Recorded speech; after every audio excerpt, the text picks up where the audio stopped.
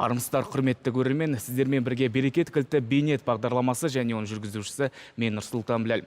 Бүгін біз Қазақстан Республикасы азаматтарының зейнетақы қаржысы қалай жұмыс істейтіні және зейнетақы жинақтарынан сақталуына мемлекеттің қандай кепілдік беретіні жайлы сөз етеміз. Алдымен сюжет тамашалайық.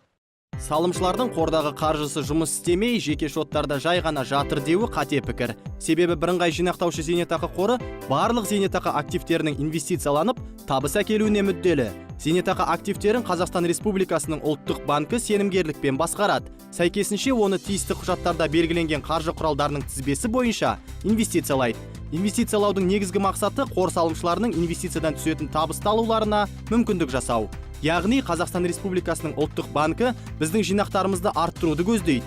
Ал инвестициялық табыс салымшылардың жинақтаушы зейнетақы шотына күн сайын аударылады. Отандық зейнетақы жүйесінің тағы бір ерекшелігі ол зейнетке шығу кезіндегі инфляция деңгейін ескеріп, зейнетақы жинақтарының сақталуына кепілдік береді. Яғни мемлекет қорда жиналған міндетті зейнетақы жарналары мен міндетті кәсіптік зейнетақы жарналарының инфляциядан зардап шекпей сақталуына жағдай жасайды.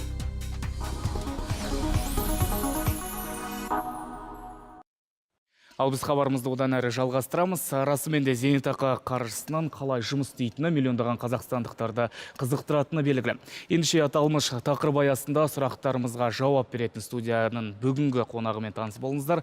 Қазақстан Республикасы ұлттық банкі монеталық операциялар департаментінің зейнетақы активтермен сауда операциялары басқармасының бастығы Нұржан Нұрғазин. Нұржан Жанатұлы, студиямызға қош келдіңіз. Алдымен зейнетақы активтерінің инвестициялануы әлемдік тәжірибеде қаншалықты сипатқа екендігі жайлы айтып берсеңіз. Жинақтаушы зейнетақы жүйесі енгізілген және де зейнетақы қоры бар елдерінде зейнетақы активтер әртүрлі қаржы құралдарына инвестицияланады. Түсінікті. Ал зейнетақы активтерін инвестициялау елдің экономикалық мәселелерін қалай шешеді? Бұл жерде зейнетақы активтерінің рөлі орасан зор деп санаймын, өйткені ол мемлекеттік бюджет тапшылығын және де экономикалық салаларын дамытуға әсерін тигізеді.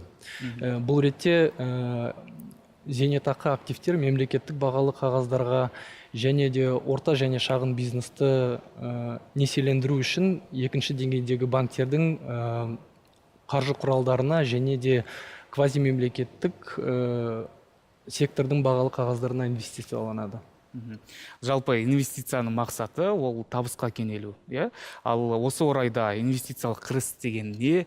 Жалпы осы жайында толыққанды түсіндіріп өтсеңіз. Өте орынды сұрақ. Инвестициялық кіріс және де оның кейбір кездерде инвестициялық табыс деп те атайды. Инвестициялық кіріс дегеніміз ол бағалы қағаздардан түскен сыйақылар, сондай-ақ бағалы қағаздар мен шетел валютасының бағамын күнделікті бағалаудан құралатын ақша, және де инвестициялық кіріс әр күн сайын есептеліп отырады. Оған бірнеше факторлар әсер етеді. Ол біріншіден нарықтық жағдай, яғни бағалы қағаздардың күннен күнге сұраныс пен ұсыныс нәтижесінде пайда болған бағасы, және де күнделікті валютаның өзгеріп отырған бағамы әсер етеді. Инвестициялық портфельдің валюталық құрылымы қандай? Бірыңғай жинақтаушы зейнетақы қорының зейнетақы активтер есебінен сатып алынған қаржы құралдар 68%-дан теңгеден тұрады, және де 32% ақш долларында номинирленген. Ал рубльде қаржы құралдар бар ма? Әрине бар, бірақ олардың үлесі кішігірім, және де ол 0,4% құрайды. Ал неге дәл осылай үйлестірілген? Өйткені біз білетіндей Қазақстан Республикасының азаматтары зейнетақыны теңгемен алады ғой, және де бірыңғай жинақтаушы зейнетақы қорының салымшылардың алдындағы міндеттемесі теңгеде болғандықтан инвестициялық портфельдің басым бөлігі теңгеде номинирленген. Ал валюталық позицияның болуы, бұл деген диверсификациялауға, инвестицияның табиғатын кеңейту және де инвестициялық портфельдің сапасын арттыруға болады. Сондай-ақ ұлттық валютаның төмендеген жағдайда жинақтаушылардың зейнетақы қаражаттары қорғаныста қалады. Нұржан Жанатұлы, жауабыңызға рахмет. Ал біз дәстүр бойынша көрерменге сөз берсек, олай болса экранға назар аударайық. Қазақстанда зейнетақы активтері қайда және қаншалықты көлемде инвестицияланған? 2018 жылдың 1 тамыздың ақпаратына сүйенетін болсақ, зейнетақы активтердің көлемі 8,6 триллион теңгені құрайды. Біздің инвестициялық портфеліміз біршама диверсификацияланған, яғни әртараптандырылған. Сондықтан мынандай қаржы құралдарын атап өтуге болады. Ол ең біріншіден мемлекеттік бағалы қағаздар, оның үлесі портфельде 47% құрайды. Екінші орында бұл екінші деңгейдегі банктердің қаржы құралдары. Ол қаржы құралдарға акциялар, облигациялар және депозитті жатқызуға болады. Оның үлесі портфельде 17% құрайды. Және де үшінші орында шетелдердің мемлекеттік бағалы қағаздары. Оның портфельдегі үлесі 11%. Түсінікті. Құрметті көрермен, бүгін бізде қонақта Қазақстан Республикасы ұлттық банкі монеталық операциялар департаментінің зейнетақы активтері мен сауда операцияларын басқармасының бастығы Нұржан Нұрғазин болатын. Нұржан Жанатұлы, бізді қызықтырған сұрақтарға жауап бергені үшін көптен көп алғыс айтамыз. Ал біз әрі қарай зейнетақы жинақтарының сақталуына кімнің және қалай кепіл беретіні жайында әңгімелейміз. Арнамыздан алыстамаңыздар.